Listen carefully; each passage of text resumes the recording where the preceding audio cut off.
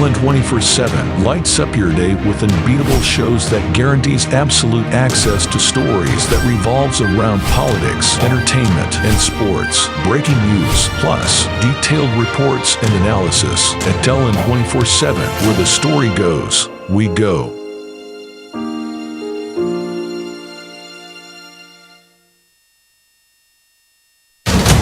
Stay up to date with Ellen 24/7. Ellen 24/7. With news, politics, business, sports, and more on Ellen 24/7. Where the story goes, we go.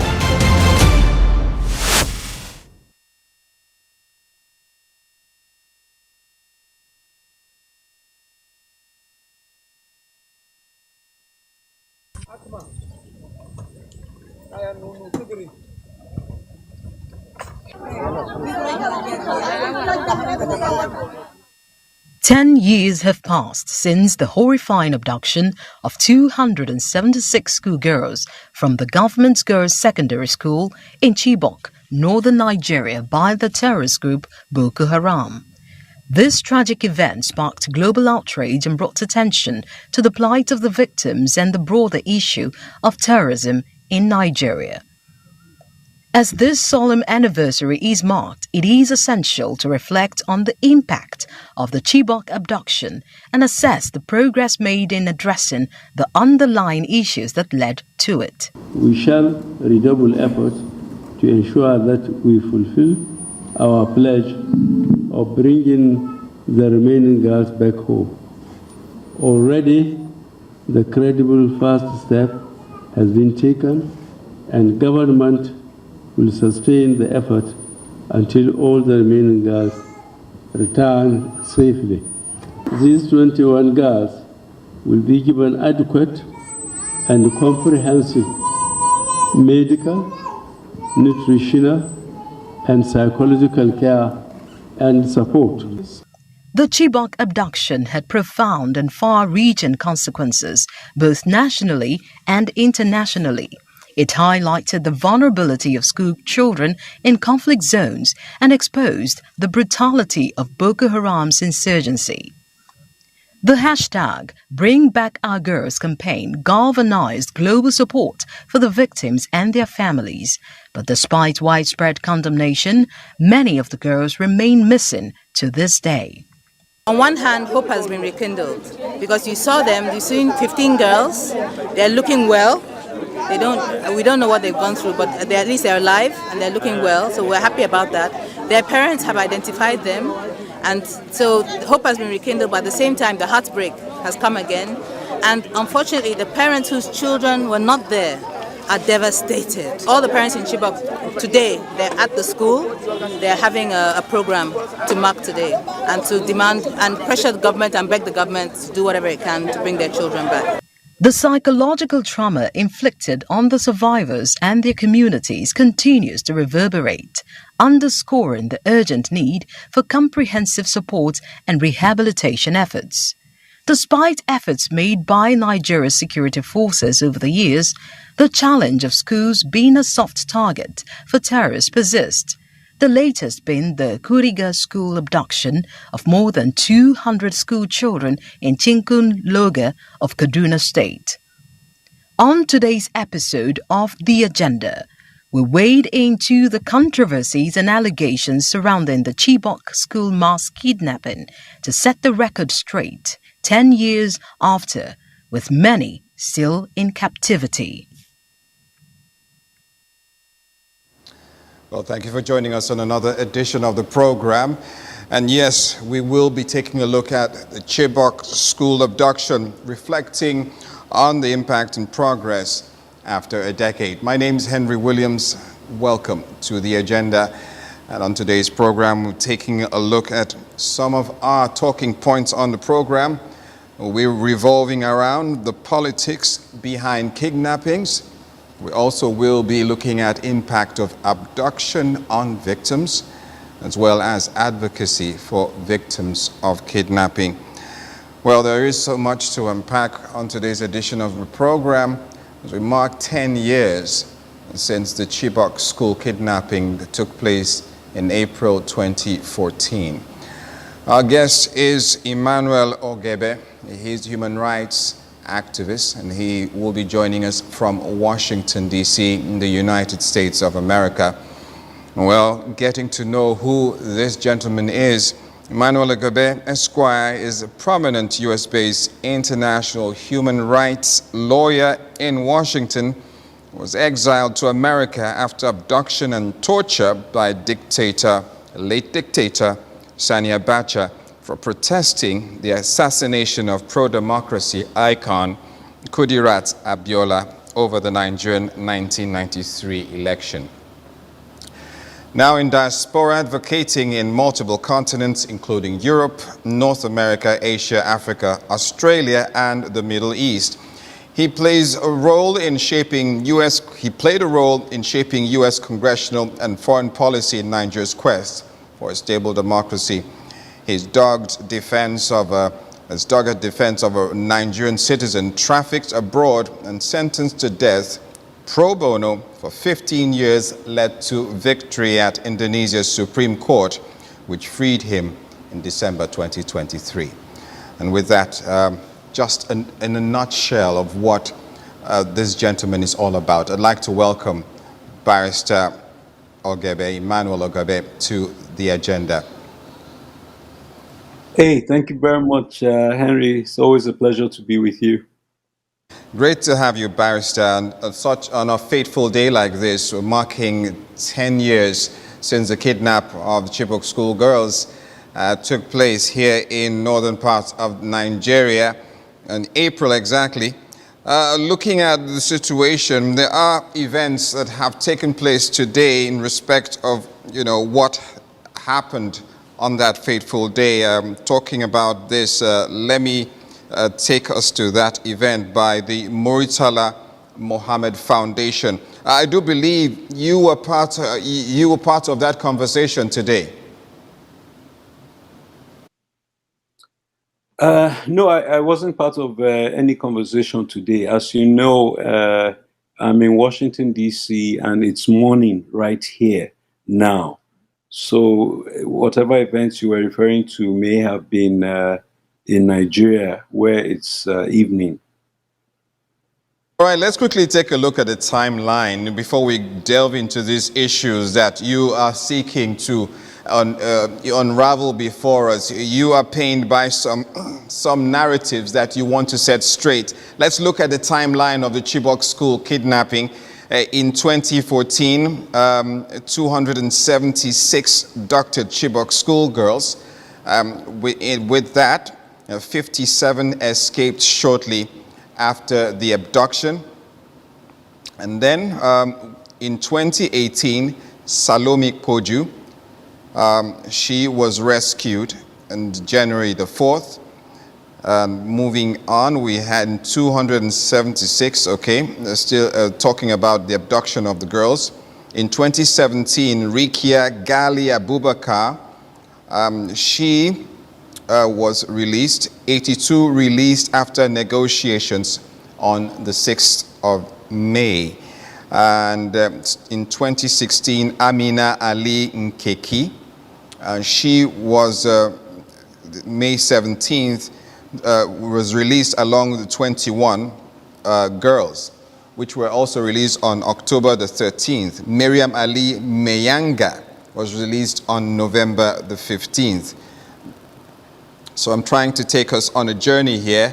And so far, we've had 185 Chibok girls returned and 91 still missing. Well, can you confirm that, Barrister Ogebe? Let me clarify for you here. Some of what you said was slightly inaccurate. The first girls to escaped within 24 to 48 hours of the abductions. Those were 57 girls. Now, the first girls to escape after that was actually Amina Ali, who escaped in May 2016. So that was 2 years after the abduction. And then the next girls who were released were actually released by negotiations, prisoner exchange, and ransom. As I stated, the article which I released last week. And those were 21 girls. And then after that, Miriam Ali Nga escaped also in 2016.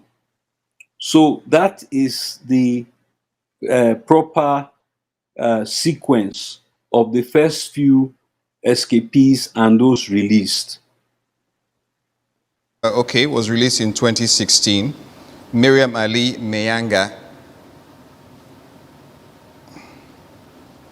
Okay. All right. You have given the proper narrative there. Can you confirm in 2022, about 1, 2, 3, 4, 5, 6, over 10 of those girls were still released?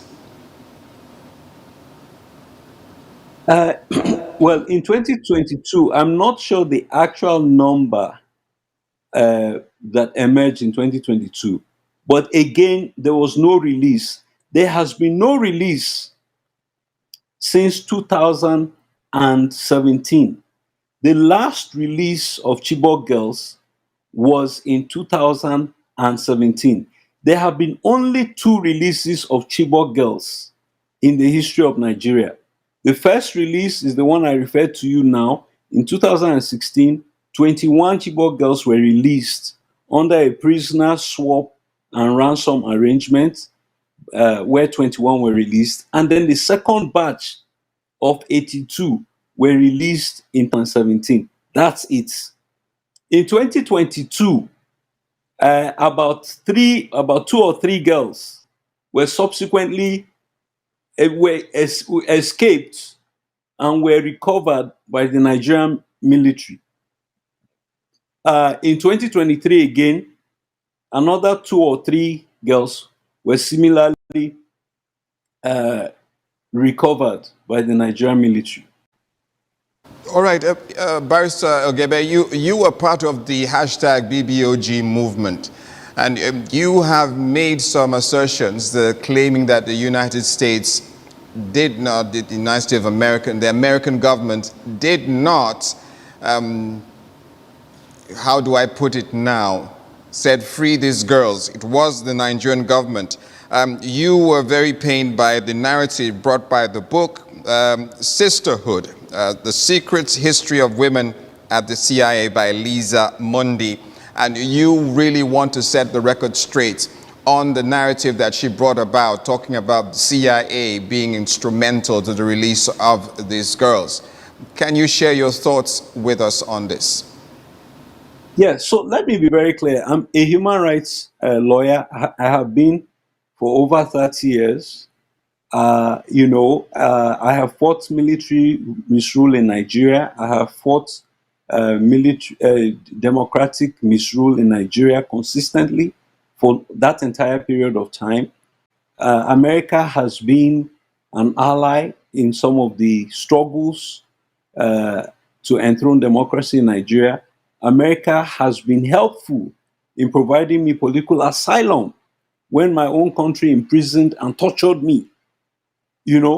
So it is very sad for me to see a situation where America is lying about rescuing Chibok girls, which they did not do. I was very shocked when a dear friend and colleague, an American law professor, drew my attention to a publication that claimed that the CIA rescued 30 Chibok girls, a book that was released just a few months ago, which you just referenced, The Secret History of Women in the CIA. And when I read it, it was just full of falsehoods. Nothing like that happened. And what that tells me is this is another example of white appropriation. I don't know what it is about this Chibok story that people are just crawling out of the woodwork trying to claim what is not theirs. The fact of the matter is that when it comes to the release of those 103 girls, there are three heroes who were responsible, who were the remote catalyst for the freedom of those 103 girls. As I said in my article, one was the media, and most especially CNN. How did that happen? CNN leaked the video, the proof of life video of the Chibok girls that Boko Haram had given to the Buhari regime and asked them to pay ransom and release prisoners so that the girls would be released. And Buhari refused to watch the video and refused to act on it since 2016.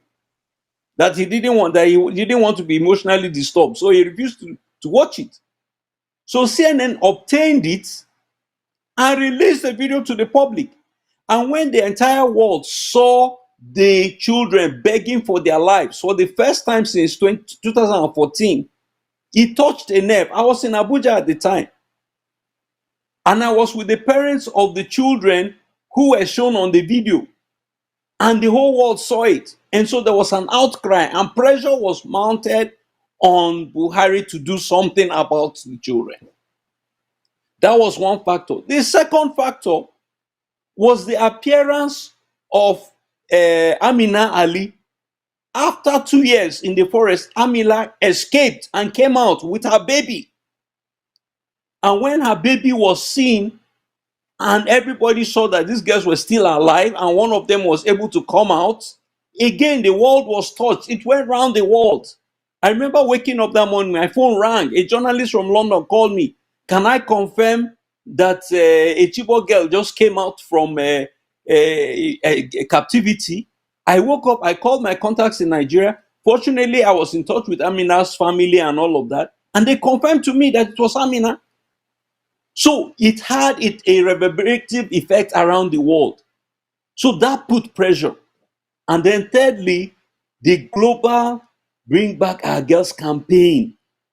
In the United States Congress, myself, the Speaker of the House, Nancy Pelosi, Congresswoman Frederica Wilson, Congresswoman Sheila Jackson Lee, so many people came together to mount pressure. These were the factors that forced Buhari to take it seriously and bring these girls back. So for the CIA to now come and claim that they organized an operation and rescued 30 girls is false. It was 21 girls that Buhari paid for their rescue. Why do you think And the CIA? Why do you think the CIA would want to change the narrative, Barrister Ogebe? That is what we're talking about. Anything that you see, there's a saying that success has many fathers and failure is an orphan. You know, look at some of the efforts we did.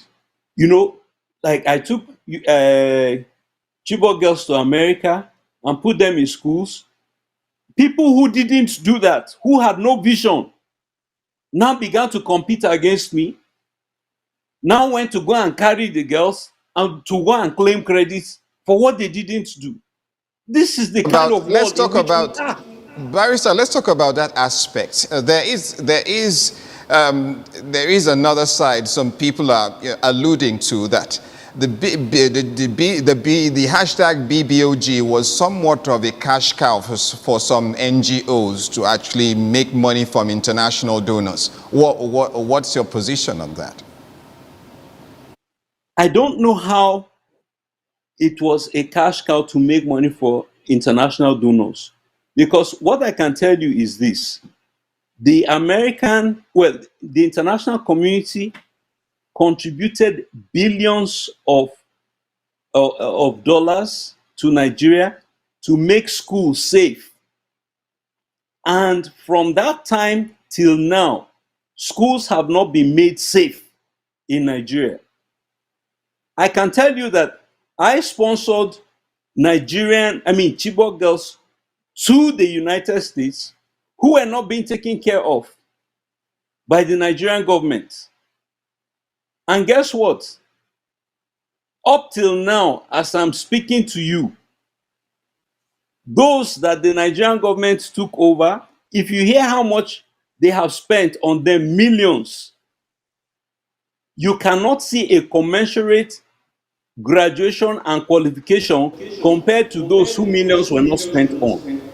That's really sad. So, That's really sad because in your report, you also cited that federal rights groups and stakeholders criticized the Nigerian government for the treatment of the freed girls who were held in Abuja, were not allowed to see their parents as well. Can you share more about that? you see, it's a very sad situation. You see, uh, when Amina Ali came out back from captivity, she was held incommunicado in the villa and in other locations for a long time. And in fact, it was so bad they were bringing a malam to come and instruct her in religious studies. And at a point, she had to protest and say, "Ah, I was a Christian when I was abducted. I have escaped. Why are you forcing me and bringing me an instructor in Islam? I'm supposed to be free now. Let me go back to my religion." So that was a problem. The government was trying to force her into the religion that the terrorists had forced her into. Then, of course, the issue of releasing her to her family, they did not do that, as you saw in the article. Now, when the other 21 girls came back, the same thing, they kept them in Abuja for a long time, didn't allow them go to their village. In fact, one of the girls who came back attempted suicide while in the custody of the Nigerian government. Attempted suicide. So the question arose, why would a girl who was in the forest with Boko Haram and didn't attempt suicide now is freed and is in Abuja, now want to commit suicide under the Nigerian government? That tells you that conditions under the Nigerian government were worse than conditions under Boko Haram in the forest. Now, let me even Now, go a step further. One of the girls who was taken from my sponsorship here in the US, one of the Chibok girls who was taken from my sponsorship here in the US, she was living in a $2 million house here in America. The Nigerian government took her and put her in an apartment in the Bronx ghetto in New York. Sometime later, I heard that she attempted suicide. So anything that the Nigerian government involves itself in is bad for whoever is under it. If you look at the Nigerian country now, it is bad for whoever is under it. That is why people are fleeing. And that is exactly what happened to them. these are very serious allegations, Barrister Ogebe. Did you, bring these things up before now? And exactly, based on your submissions, could we allude to the sense that these girls, the way they were treated and the approach, the seemingly nonchalant approach to their kidnap was because they were not Muslims? You see, the facts of the matter are very clear. Chibok, Chibok is the most Christian local government in the whole of Borno State. And We guess can't what? hear It you is the clearly. only, Your audio seems to be muffled. I said Chibok is the most Christian local government in the whole of Borno State. And so 90% of the girls that were abducted were Christians. Over 276 girls were taken away. And as we speak, over 90 of those girls are still till today, 10 years later. All right, let us look at Dapchi. Dapchi was predominantly Muslim girls that were taken. Only one was Christian. After 1 month, all the girls came back. Only one girl didn't come back. And the only one girl that didn't come back was Leah, the Christian. How can you say that it is not a factor of religion?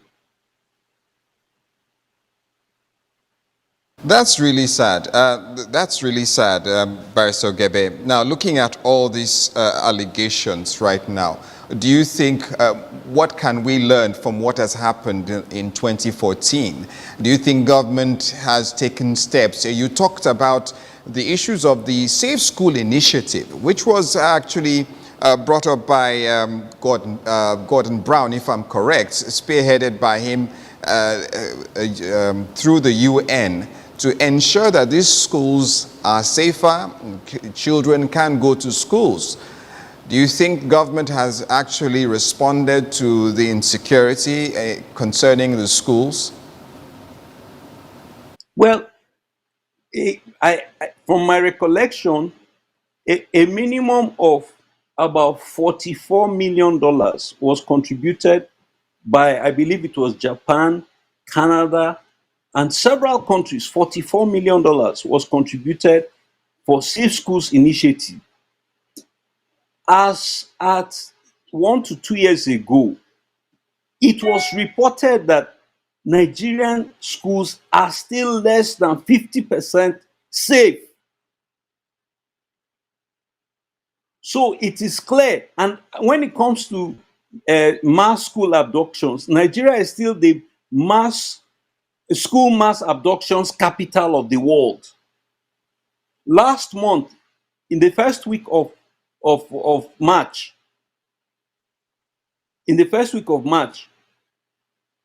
over 200 school students were abducted from one school in one day. Since Chibok, there have been nothing less than half a dozen mass school abductions equivalent to what happened in Chibok. So the situation in Nigeria has deteriorated. It hasn't improved. So there's nothing to be happy or proud about whether we have learned any lessons since. Are you aware of the status of Chibok right now, especially the schools? Because when this incident happened, the schools were burnt down and total facility was destroyed. Are you aware if government has replaced those structures, if those facilities have been replaced? Well, there was a lot of controversy because the federal government gave the Nigerian Army, I believe it was the Corps of Engineers or so, I don't know if it was 2.5 billion to rebuild the school. And they were supposed to rebuild the school. And then there was a tug of war because Borno State wanted to rebuild the school. You see, at a point it became over who will get the contract, who will do this, who will do that. There was a lot of infighting, and which delayed it for years. But my understanding is that it has now been rebuilt, but I don't know the condition and status of the school. But I can tell you that we were on a fact-finding mission to Dapchi, Leah School, on the 6th anniversary of her abduction in February. And the school is abandoned. Leah School is abandoned. And animals have taken over. There are no classes going on, nothing. Okay, let's take some sound bites from 5 years, after the kidnap, from activists who took to the streets to protest for the return of these girls. Let's hear their words and find out if anything has changed since then.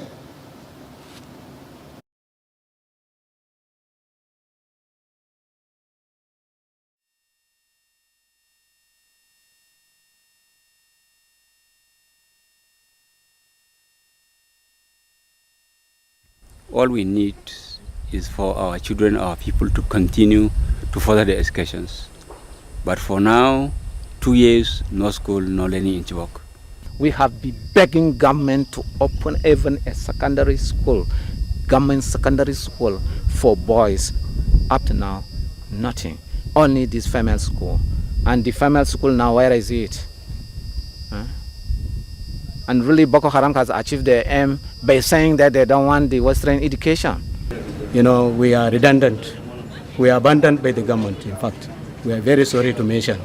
Because since this thing happens, we have a lot of children living at home without doing anything. And we are poor enough, no road, no market, no water supply, no electricity. When I see my daughter coming back to me, I will feel such joy in my heart. All the sickness and other things will disappear, and I will be very happy in my life. It is exactly 5 years today. We know Nigerian government has tried. Soldiers too, they have tried. But up to now, we are still looking for 112 girls in the hand of captors. Of which we as a parent, we want guard intervention. All right, and that brings back some memories. Parents at that time, you know, asking government, bring back their girls, bring back their children. And right now, it's only about 90, over 90 are still in captivity. Barrister Ogebe, how do you think the parents have given up on these children? Apparently, it looks like a lost cause. Who do they turn to? How do they get redress in all of this? It seems they've been forgotten and left behind. You know, it's a very sad situation indeed. I never forget, you know, one of the Chibok girls, one of the 10 Chibok girls I brought to America. She phoned me from school one day and she said, "Uncle, my auntie called me and she said that, is there anybody who is still talking about our missing daughters in America?" And I told her, I said that Uncle Emmanuel is the only one who is still talking. And she said, "Tell him to please remember to talk about my daughter." And so I asked her to give me the auntie's number, and I have been in touch with the auntie, you know. And, you know, I tried to continue to speak up. But sadly, the sad thing is that in Nigeria, people don't understand how to separate human rights from politics. You don't know how to separate wrong from right. Any human being born of a woman should understand the importance of trying to recover a child for his parents. It's not an APC issue, it's not an APDP issue, it is a humanity issue. It is a kingdom issue. So long as you were created in the image of God, you should see divinity in trying to restore a child to his parents. How the Buhari administration decided that this was a basis for attacking people who spoke out that they should help bring the children back is another issue altogether. True, the Jonathan administration felt that it was an attack on the administration, but they did not attack with violence. What they did was, you know, with propaganda, they shared money to lobbyists. They paid a lobbyist in America $1 million to fight us. But when Buhari regime came in, they came in with military intelligence, military operations, NSA. They were fighting us with debt, real debt. I had to sue them in court. They said they would revoke my Nigerian passport. The Nigerian ambassador in Washington wrote a memo to revoke my Nigerian passport. I had to report them to the US government because it was a crime. So that was how bad it was. And so we were the ones who were giving hope to the parents because we kept speaking and encouraging them. But the fight became too much. And some of them succumbed. A lot of them died. From my understanding, over 25 parents died. One of the girls who came back last year, when she came back 2 weeks after her father died. So her father did not live to see the return of his daughter 2 weeks later. But I will tell you this, the mere fact that girls came back three three girls came back 9 years after tells you that there is hope. That even where the government failed to rescue them, the girls are rescuing themselves. But I must say we have to give some credit to the Nigerian military because it is their operations that are creating the enabling environment to help these girls come out. One of my happiest days was recently when I was in Nigeria, I think it was last year.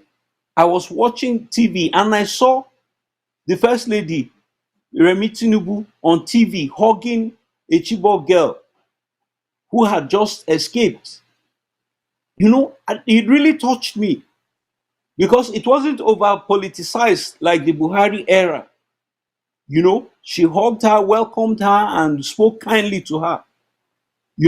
So I think that there is hope that with the proper, military action and the girls continuing to escape by themselves, that we will get more and more of the girls back. But let me be clear. As I said in my article just released yesterday, part 2 of my article, 10 reasons why the US did not rescue the Chibok girls. Mr. Ogebe, we'll take a quick break. Yes. When we come back, we want you to give us those 10 reasons. And before we begin to talk about the impact on the victims, and as you have given some light of hope that it's possible that these girls can still return, we'd like to see how possible that is. Stay with us. Stay up to date with LN 24/7. LN 24/7. With news, politics, business, sports, and more on LN 24/7. Where the story goes, we go.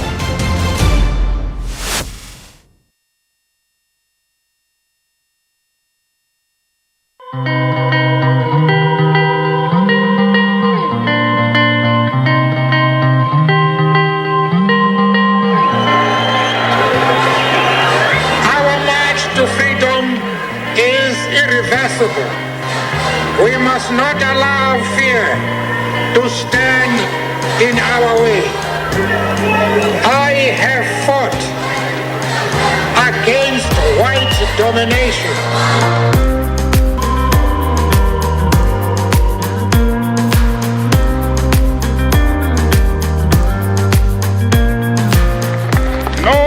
Not satisfied, and we will not be satisfied until justice rolls down like waters and righteousness like a mighty stream.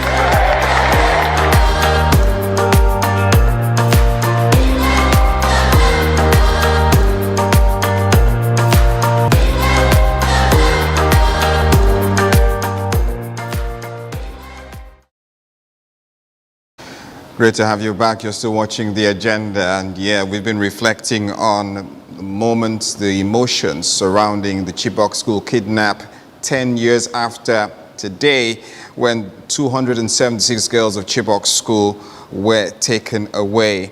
Until date, about 91 are still in captivity. My guest, Emmanuel Ogebe, a human rights lawyer, has been very much involved in the seeing the return of these girls. Right from the moment these things happened, he's been in the thick of things and shares with us and clarifying some of the narratives, giving us the right record of what actually happened. Well, Barrister, thank you for sharing more insights on this, and you especially were pained when the U.S. The book Sisterhood was giving the wrong narrative, and you have 10 reasons to actually assert that that account was totally wrong. Can you quickly share those 10 reasons that you have to share with us before we move into other things? Well, there are so many of them. I don't know that I can go into all of them offhand. But let me start with the one that pained me the most, which was, why don't you, if you have it in front of you, number 10, if you don't mind reading it, since I don't have it in front of me. I actually don't have it here, but I know you are. I thought you would have it, being the writer, and All right. you So would have the account with you. let me say, yeah, let me just say it briefly. So reason number 10 was the book claims that, according to the CIA, they wanted to recover all of the girls, but according to them, some of the girls didn't want to come back because they didn't want to leave their babies behind, and so they just brought, 30 of them, and then they brought one or two of them in trickles later. And so I am saying, is the CIA trying to tell us that they went to Sambisa Forest, they captured or they gathered all the Chibok girls, and they said, yeah, we are here to carry you people back home. And some of them say, no, I can't leave my baby behind, though, so I'm not coming. And then they say, okay, all right, since you're not coming, all right, we're only going to carry 30 of you. The 30 of you come, let's go. Does that make sense? That doesn't make sense in any world. Because the CIA cannot do that to its own American citizens.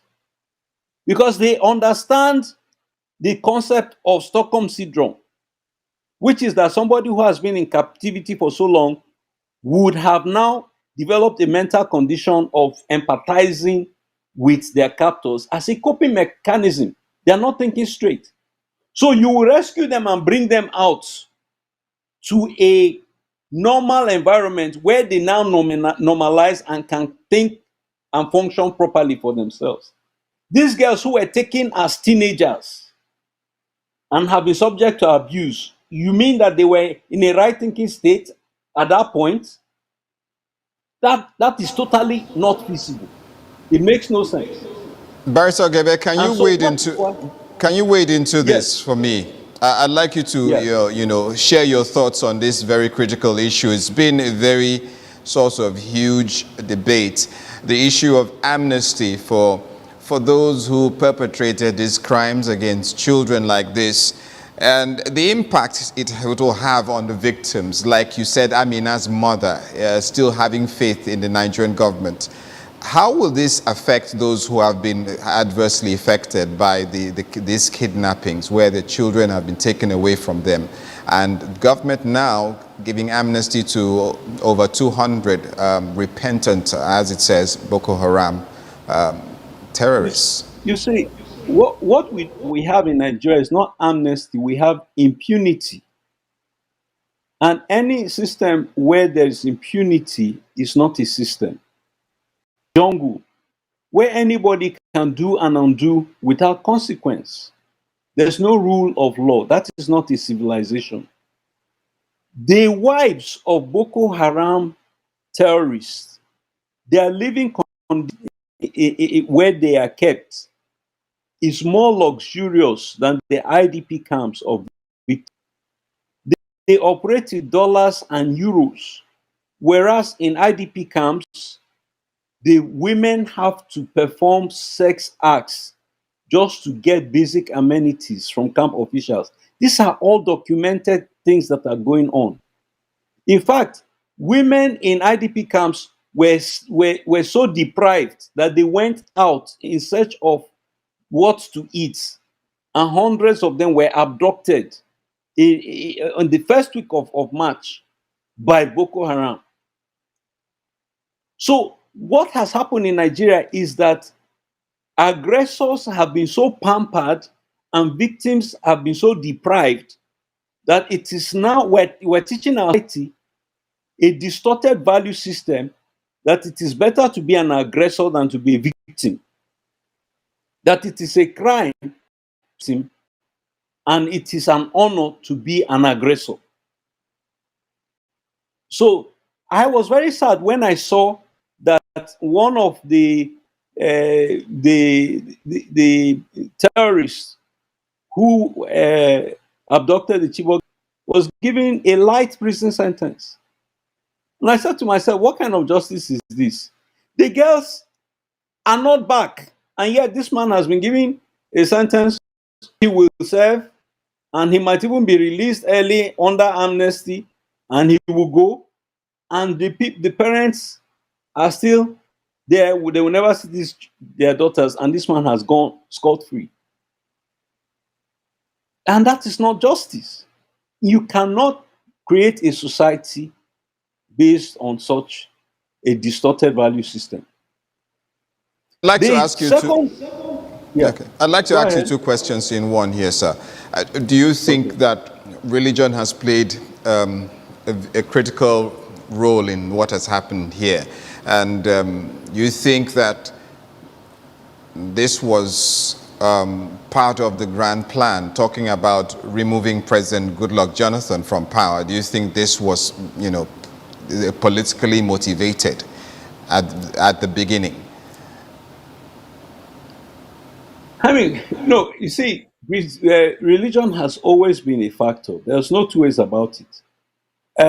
You can imagine that when Jonathan lost power, there's a phone recording of how Shetima, who presided over the state of Borno when the abductions occurred, despite the warnings that were given him by Jonathan's administration, was congratulating and celebrating the fact that the president of his own party had been defeated by the opposition. It is there, and it is known. So these factors are all part of the reality of what is going on in northern Nigeria. You see, and it cannot be discounted. So anyway, that's the short answer to that. It has always been there. I don't know when we will come out of it. And let's not forget that I won't even go into that. But let me add another reason why, from the 10 reasons why I said the CIA did not rescue the Chibok girls. Reason number one was that CIA report in that book said that the school was a Christian boarding school. You and I know that it was not a Christian boarding school. It was a government girls' secondary school. How could the CIA be so daft as to call a government girls' secondary school a Christian boarding school? That's not possible. That tells you that they just manufactured a story to give themselves, what the Nigerians call clout. That's not true. It didn't happen. Another reason out of my 10 reasons Because why our time is going. Let's talk about advocacy. How do we prevent this from happening again? How do we stop this? How do we bring this to the world to see what is happening here to prevent? Apparently, it doesn't seem like the stop gaps that have been put in place, like the Safe School initiative, are being implemented. So how do we bring this to a stop? You have alluded to religious tilts in this matter, especially citing the recent kidnap of about 200 schoolgirls, I think from on the 7th of March, abducted from the northwestern town of Kuriga in Chikun local government area. And you said because they were predominantly Muslim, all those girls some were returned.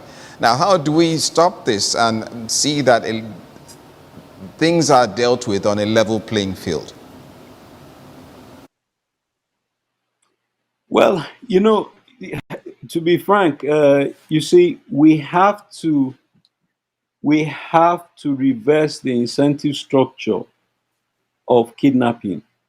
For so long as we incentivize kidnapping and we do not provide consequences for kidnapping, it will flourish in our society. There's a reason why the US does not negotiate with terrorists when it comes to kidnapping. because it then becomes a cottage industry, which is what has happened in Nigeria. Everybody now wants to be a kidnapper. That's why, the Fulanis have found out that it is more profitable to kidnap an infidel than to follow cows in the bush. So this is a better business model for them. So we have to implement our laws and make it unprofitable and unsustainable to kidnap. We have to fortify our schools. We have to, as far as possible, end the boarding school system as far as possible. There's no need to create soft targets of our children. The era when we needed boarding schools is over. It was in the olden days when schools were far and in between. Now schools are all over the place. We do not need to put our children in harm's way. So these are some of the few things that need to be done urgently. All right, I'd like us to take a soundbite from one of our security analysts who's also in the United States, I think Texas to be precise. He did make some submissions on this issue. But I want to take from Dr. Roy Kideve and hear his thoughts before we come back and round it off. 10 years after the Chibok kidnapping, almost 100 still missing. What have we learned? We have not learned anything. One of the reasons why we have not learned anything is that the security architecture, which we always use as a big word, it connotes a change in office, and the office holders are recruited by the political persons in power. So definitely everybody recruits those that will be loyal and pay allegiance to them. So who will you serve if not your master that brought you into office, and you garner all your boys under you? So the IG will only serve the person that is in power. The Chief of Army Staff, Chief of Defense, all the service chiefs, the NSA, the Honorable Minister of Defense, they are all brought into power not by the culture of the organization they belong to. Like the army, where I come from, it has a culture, a succession plan. The Navy, the Air Force, the police, they all have succession plans by their instigated authority. But the politicians took over, and once you come, you dump everything, you follow the script of the current government, and that is where we are. We can't trace people, we can't trace data. We can, but we can't apply the results of our intelligence gathering and intelligence job. We have great police officers, we have great intelligentsia, we have great military officers, but they are cut short by the government of the day. Well, there you have it. Dr. Roy Kideve there sharing his thoughts. As we go, Barrister Ogebe, what would you want to leave with our viewers right now as we mark 10 years from the Chibok schoolgirl kidnapping? Well, I would certainly want to ask the new administration to redouble efforts to make a commitment to recover these girls.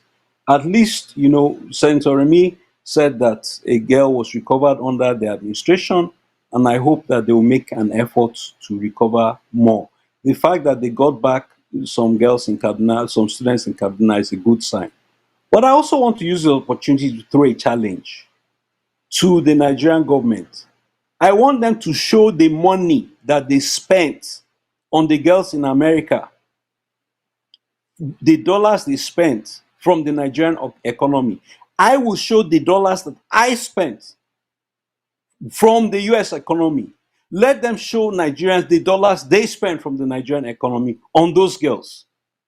I ask them to publicly show it. Let's compare receipts. Let Nigerians see the millions of dollars they spent, and let me show what I spent.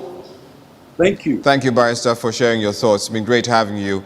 We look forward to more experiences with you on these issues. Well, that's where we will draw the curtain as we commemorate the 10th anniversary of the Chibok school mass kidnapping. We must reaffirm our commitment to justice, accountability, and solidarity with the victims and their families. While progress has been made, much work remains to be done to ensure that such atrocities are never repeated. Like my guests have said, it is imperative that the Nigerian government, in collaboration with its partners, redoubles its efforts to combat terrorism, promote peace and reconciliation, and address the root causes of conflict and insecurity. Only then can we honor the memory of the Chibok girls and build a more secure and prosperous future for all Nigerians. And as I always say, only Nigerians can build Nigeria. Well, thank you for staying with us on today's edition of the program. My name is Henry Williams. The conversation continues on all our platforms, including X, YouTube, Facebook, and what have you. Thanks for staying with us, and see you same time on this station. Bye for now. Stay up to date with LN 24/7. LN 24/7. With news, politics, business, sports, and more on LN 24/7. Where the story goes, we go.